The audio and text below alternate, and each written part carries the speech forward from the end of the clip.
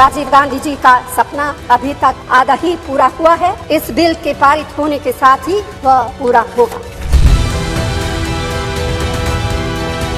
ये चुनाव में किसको मत लाकर चुनावी मुद्दा मत बनाओ। भारतीय राष्ट्रीय कांग्रेस की तरफ मैं नारी शक्ति बंधन अधिनियम 2023 के समर्थन में खड़ी हुई।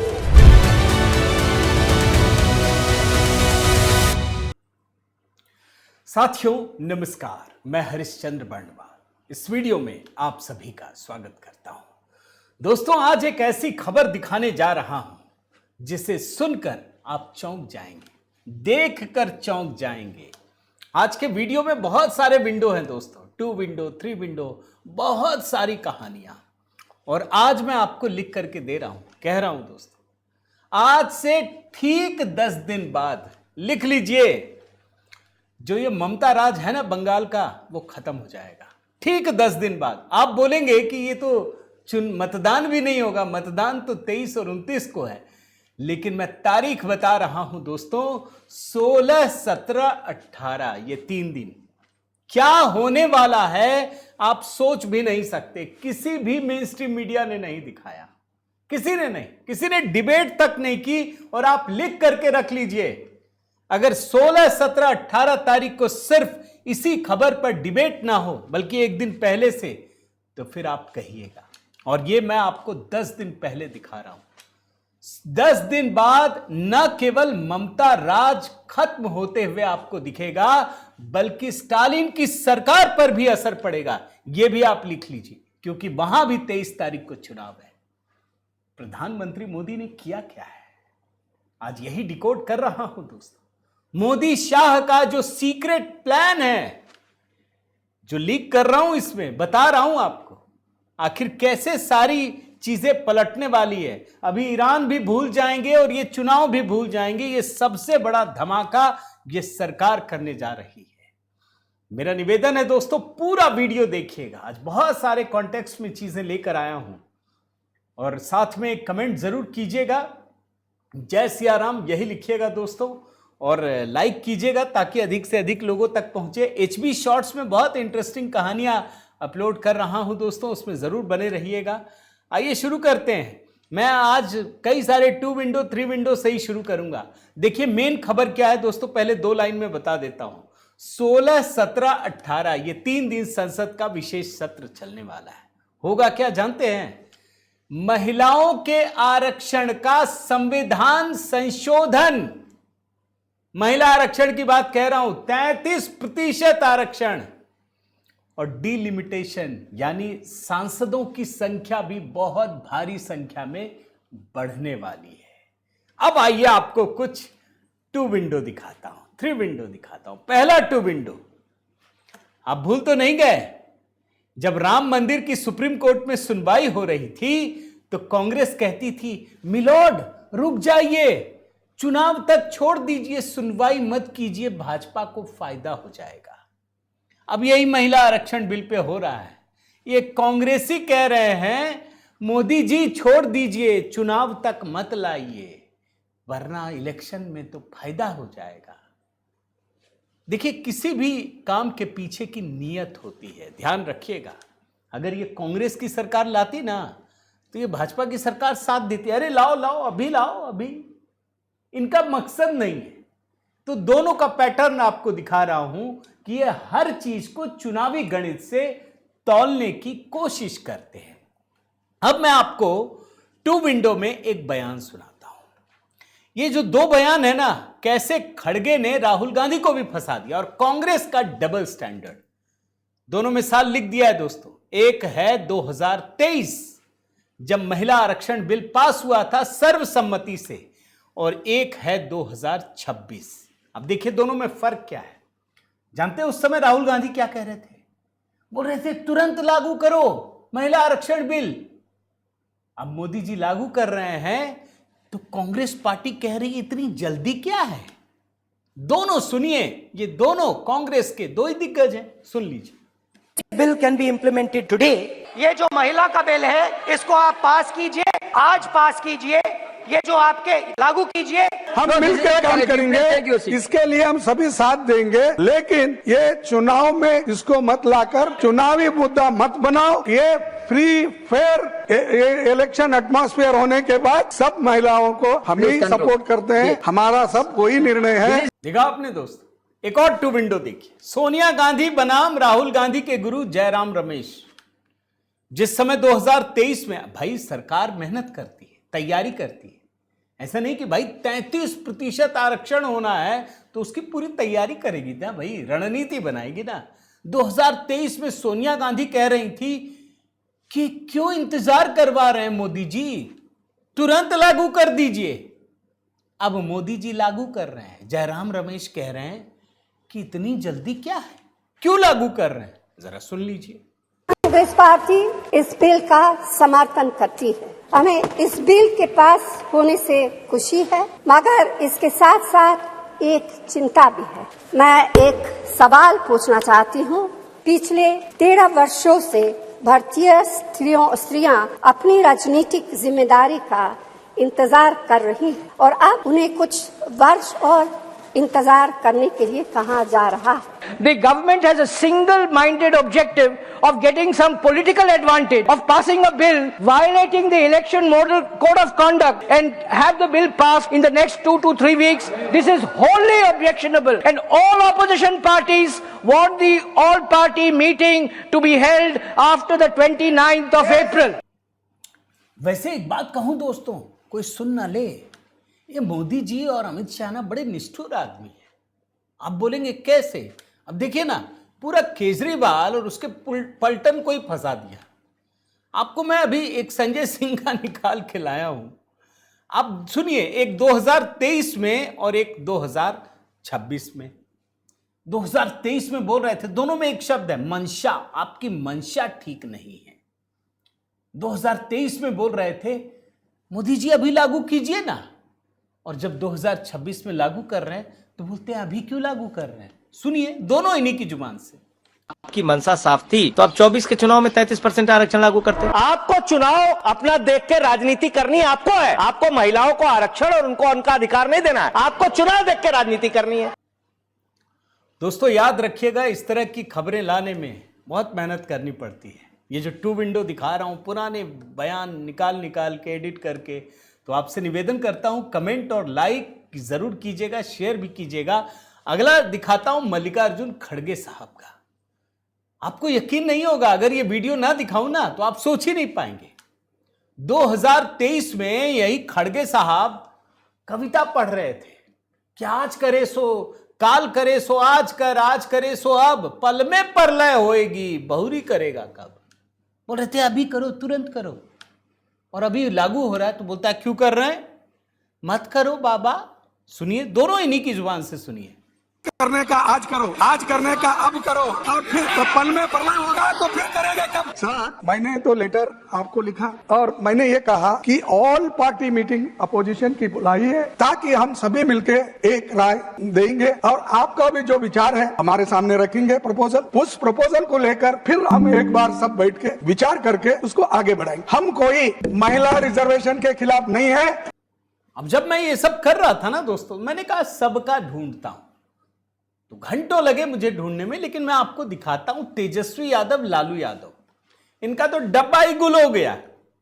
टू विंडो, एक 2023 और एक 2026।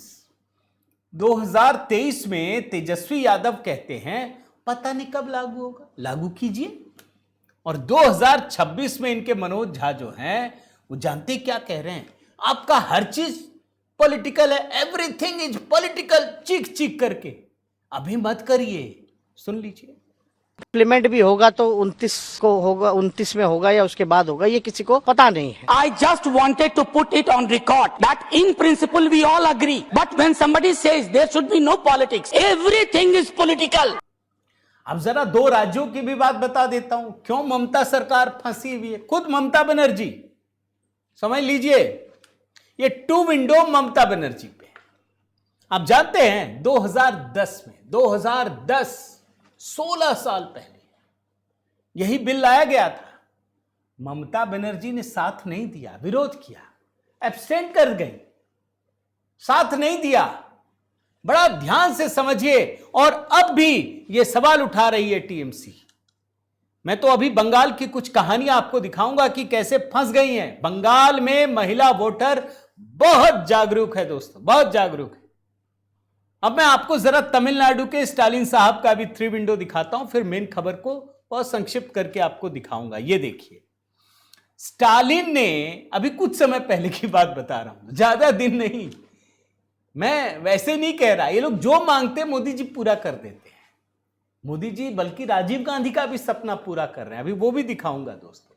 आप देखिए, अभी कुछ समय पहले ये स्टालिन साहब कह रहे थे कि स्पेशल पार्लियामेंट सेशन बुलाइए और डिलिमिटेशन करवाइए। डिलिमिटेशन से ही महिला आरक्षण बिल जुड़ा हुआ है।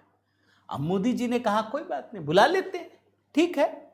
16 अप्रैल से बुला लिया, 16, 17, 18 चर्चा होगी। अब डीएमके फंस गई है। क्यों भाई, अभी क्यों बुलाया आपने? डबल स्टैंडर्ड दिखा रहा हूं दोस्तों। अब आइए आपको मेन खबर दिखाता हूं, कैसे जोरदार धमाका होने वाला है दोस्तों। सरकार ने ऐलान कर दिया है, ये जो बजट सेशन है ना, ये अभी रोक लिया गया है। 16, 17, 18 अप्रैल को संसद में विशेष सत्र लाया जा रहा है। क्यों?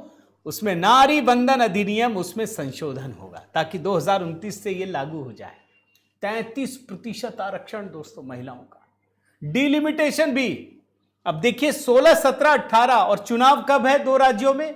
अभी 9 अप्रैल को केरल और पुडुचेरी और असम में है। केरल में प्रधानमंत्री मोदी ने कहा अपने सांसदों को बोल दीजिएगा, विधायकों को, कि जाके साथ दें। लेकिन असल चुनाव 23 और 29 अप्रैल पश्चिम बंगाल और तमिलनाडु यहां पर है दोस्तों। अब इनको लग रहा है ना सारी पार्टियों को कि मोदी जी फायदा उठाएंगे, मोदी जी जानबूझ के ला रहे हैं, मोदी जी ऐसा क्यों कर रहे हैं। मैं आपको बताता हूं दोस्तों, इसको झुठलाने की जरूरत नहीं है। मोदी शाह ने जानबूझकर लाने का फैसला किया होगा। क्यों जानते हैं? सुनकर हैरान हो जाएंगे। वो जानते हैं कि ये कांग्रेसी, ये डीएमके, ये टीएमसी, ये जितने भी विपक्षी दल हैं वो महिला आरक्षण बिल लाने ही नहीं देंगे, कभी करने ही नहीं देंगे। ये इतिहास जानते हैं। और ये इतिहास कितने साल का है दोस्तों? सुनकर आश्चर्य से भर जाएंगे। 30 साल का इतिहास है ये, 30 साल का। 1996 में एचडी देवगौड़ा की सरकार ने 81वें संविधान संशोधन विधेयक लाने का प्रयास किया। 13 पार्टियों का गठबंधन था, ठंडे बस्ते में डाल दिया, कुछ नहीं हुआ। फिर कांग्रेस की सरकार 2010 में राज्यसभा में तो पास भी करा लिया, लोकसभा में लाई ही नहीं, मंशा ही नहीं थी, वो करना ही नहीं चाहती थी। अब मोदी सरकार ने इसको थोड़ी चालाकी की दोस्तों। वो समझ गए कि ये लोग लाने नहीं देंगे, इसमें जरा खेल करना पड़ेगा। वो सीधे उंगली से घी नहीं निकलेगी, थोड़ा टेढ़ा करना पड़ेगा। अब उन्होंने जब पास करना शुरू किया तो 2024 के चुनाव के ऐन पहले, 2023 सितंबर की बात बता रहा हूं, उन्होंने ये विधेयक राज्यसभा लोकसभा दोनों में पेश किया। 128वां संविधान संशोधन विधेयक ये 20 सितंबर को लोकसभा में पेश किया गया, जिसमें 454 पक्ष में और 2 विरोध में पड़े, पास हो गया। फिर राज्यसभा में 21 सितंबर को 214 वोट पक्ष में, किसी ने भी खिलाफ वोट नहीं दिया। 29 सितंबर को राष्ट्रपति ने हस्ताक्षर किया, कानून बन गया। लेकिन प्रधानमंत्री जानते हैं इतना बड़ा बदलाव करने के लिए थोड़ा उसमें प्रयास होना चाहिए, नीतिगत होना चाहिए। इसमें 2 शर्तें लगा दी गई कि जब आगामी जनगणना होगी उसके बाद लागू होगा। कानून बनने के बाद, जनगणना के बाद नए सिरे से परिसीमन होगा, परिसीमन में सीटें बढ़ेंगी, फिर 33% सीटें महिलाओं के लिए आरक्षित होंगी। यह बात 2023 की है। उस समय सारे कांग्रेसियों को पता चल गया मोदी जी लागू करेंगे नहीं, वो सोच रहे थे लागू कर पाएंगे नहीं और हम होने नहीं देंगे। तो सोनिया गांधी कहानियां बनाती थी, बोलती थी तुरंत लागू कीजिए। मैं एक और अन्य बयान आपको सुनाता हूं, वो कहती है तुरंत लागू कीजिए, इतना डिले क्यों कर रहे हैं, सुन लीजिए। महोदय, स्त्रियों के योगदान की स्वीकार करने और उसके प्रति आभार व्यक्त करना का यह सबसे उचित समय। इस बिल को लागू करने में और देरी करना भारत की स्त्रियों के साथ घोर नाइंसाफी है।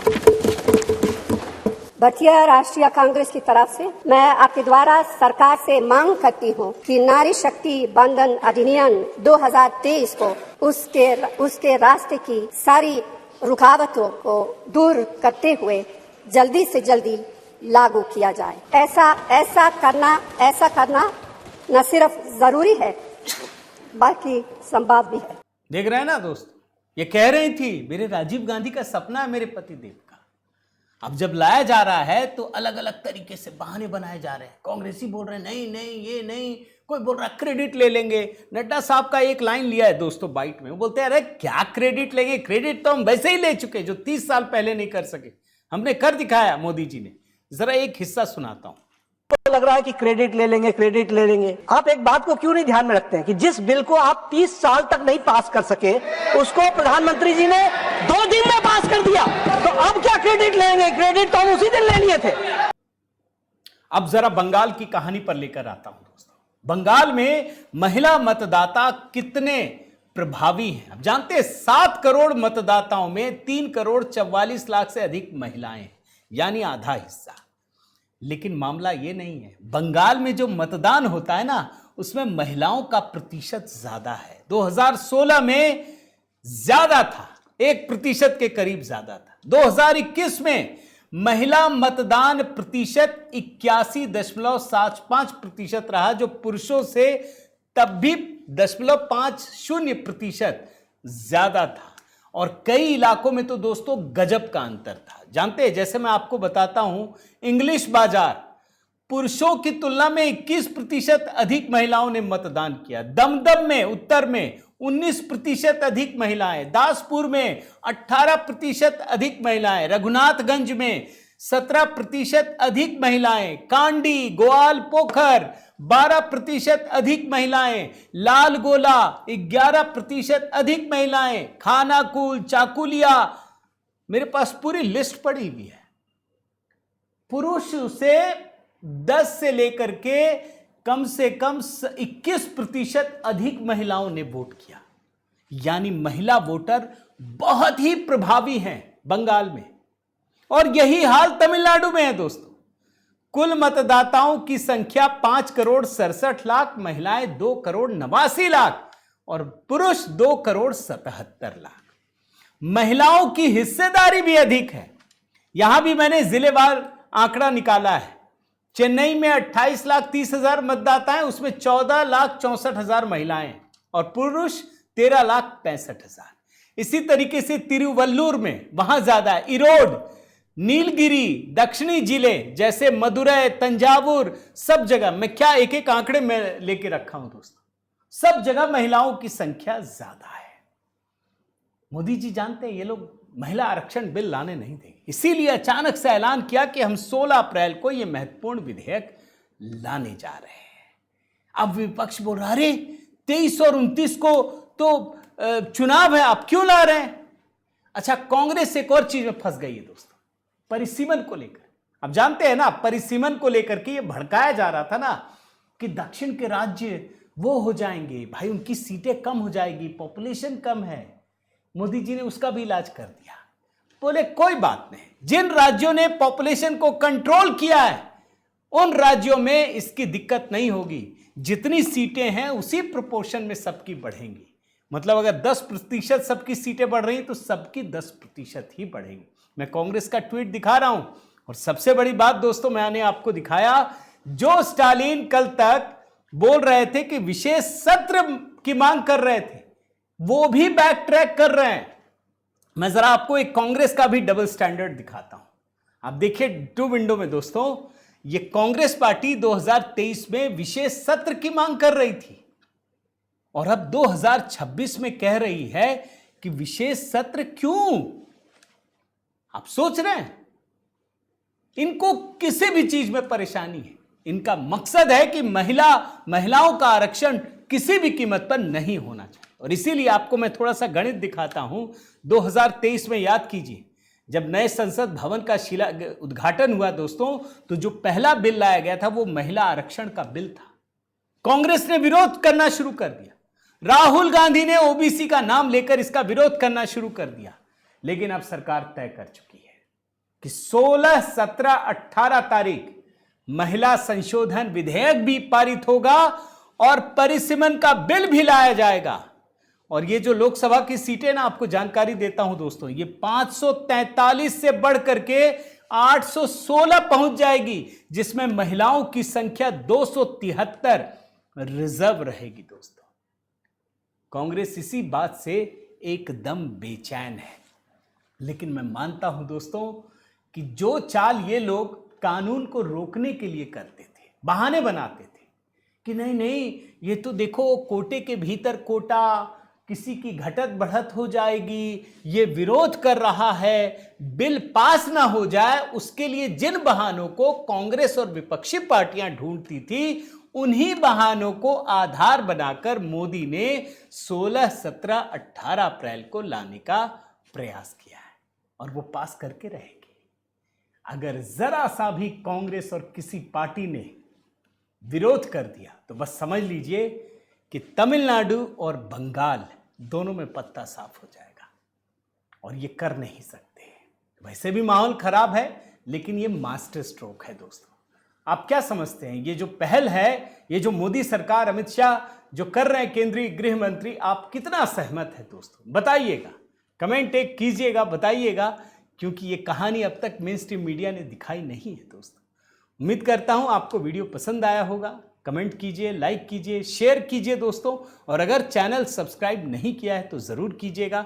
देखिए, HB शॉर्ट्स में लगातार नए वीडियो बना रहा हूं दोस्तों, मेरा निवेदन है कि उसको देखिए, कमेंट में पिन कर दिया है, वहाँ भी जुड़िए। बहुत संक्षिप्त में 3 से 5 मिनट में ये वीडियो प्रस्तुत कर रहा हूँ। बहुत बहुत धन्यवाद। जय सिया राम।